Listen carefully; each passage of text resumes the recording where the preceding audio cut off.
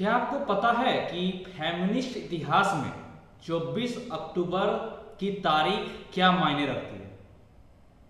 इस तारीख को जो हुआ उसका केंद्र एक मामूली सा नॉर्डिक देश था।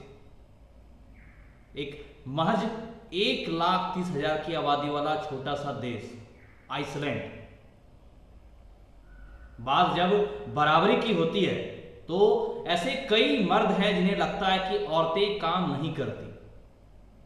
आपको बता दूं, देश की सारी औरतें ने एक दिन छुट्टी ले ली तो पूरा का पूरा देश रुक गया। लेकिन उस घटना ने न सिर्फ आइसलैंड की महिलाओं की कहानी बदल कर रख दी, बल्कि पूरी दुनिया में वह अपनी तरह की एक अनूठी मिसाल बन गई। आपको बता दूं, उस हड़ताल का मकसद था वेतन में भेदभाव, जेंडर पे गैप और लैंगिक हिंसा को पूरी तरह खत्म करना। उन्होंने अपने आंदोलन का नारा दिया था, क्या इसे ही आप बराबरी कहते हैं? हड़ताल सिर्फ दफ्तर काम की नहीं थी, हर तरह के काम थी। घर बाहर हर जगह महिलाओं ने तय किया कि आज वो कोई काम नहीं करेंगे। प्रधानमंत्री ने कहा कि वो आज दफ्तर नहीं आएंगे। घर बैठी महिलाओं ने कहा कि आज वो खाना नहीं बनाएंगे, न सफाई करेंगी, न कपड़ा बर्तन करेंगी, न बच्चों को संभालेंगी, वो कुछ नहीं करेंगी एक दिन। आपको लगेगा कि एक दिन काम न करने से क्या ही फर्क पड़ता है, पर आप शायद सुनकर इस बात की गंभीरता का अंदाजा भी नहीं लगा पाए कि एक दिन सिर्फ काम करने से कितना फर्क पड़ सकता है। नमस्कार, मैं उमेश कुमार झा और आज की इस वीडियो में मैं बात बराबरी की बताऊंगा कि महिला कितनी इंपॉर्टेंट है, कि महिला के एक दिन सिर्फ ना काम करने से क्या प्रभाव पड़ सकता है। जी हाँ, सिर्फ एक दिन काम नहीं करने से।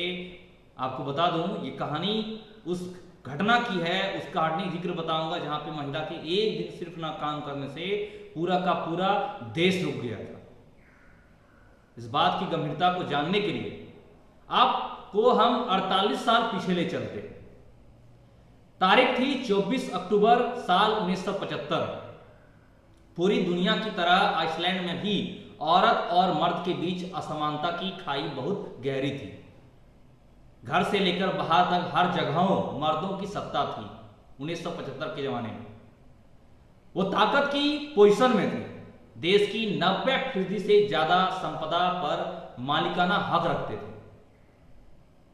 आज तक देश में एक भी महिला प्रधानमंत्री या राष्ट्रपति नहीं हुई थी। यानी कि हम 1975 की बात करें तब 1975 तक एक भी महिला प्रधानमंत्री या राष्ट्रपति नहीं हुई थी। हर सत्ता में केंद्र में सिर्फ मर्दों का कब्जा था। ये कहानी 48 साल पहले की है। औरतों की ना जिंदगी का कद्र थी, ना उनके श्रम की, ना उनकी मेहनत की। और तभी ये हुआ कि एक दिन पूरा का पूरा देश अचानक रुक गया। आइसलैंड की सारी महिलाएं एक दिन अचानक छुट्टी पर चली गई। तारीख थी 24 अक्टूबर, दिन शुक्रवार।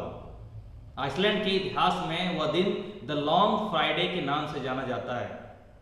वो शुक्रवार इतना बड़ा लगा कि लोगों का जैसे मानो देश रुक ही गया था। आप कल्पना कर सकते हैं कि एक देश की पूरी आधी आबादी यानी औरतें अगर अचानक काम करने से इनकार कर दे तो देश का क्या होगा। शायद आपको लगे कि कुछ भी नहीं होगा। कई लोग तो ऐसे कहेंगे कुछ भी नहीं होगा, एक दिन में क्या जाता है। औरतों के लिए तो मर्दों को वैसे भी लगता है कि आखिर वो करती ही क्या है, बस घर के साधारण से काम। देश दुनिया को चलाने वाले सारे महान और उत्पादक श्रम तो सिर्फ पुरुष करते हैं, ऐसा उस समय का मानना है। एक स्टेरियोटाइप बना हुआ है कि औरतें छुट्टी के पे जाने पर भी कोई फर्क नहीं पड़ता, मर्द ही सब काम करते हैं, पुरुष ही सारा काम करते हैं। ये गलत स्टेरियोटाइप बना हुआ था, या एक जो भी स्टेरियोटाइप बना था उसको बात की सच्चाई और गहराई का पता उस दिन लगने वाला था।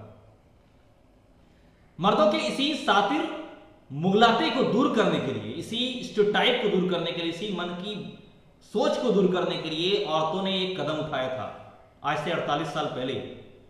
उस दिन हुआ यह कि किसी घर में खाना नहीं बना। न रेस्टोरेंट, होटलों और फूड जॉइंट में भी खाना खरीदने वालों की भयानक भीड़ लग गई।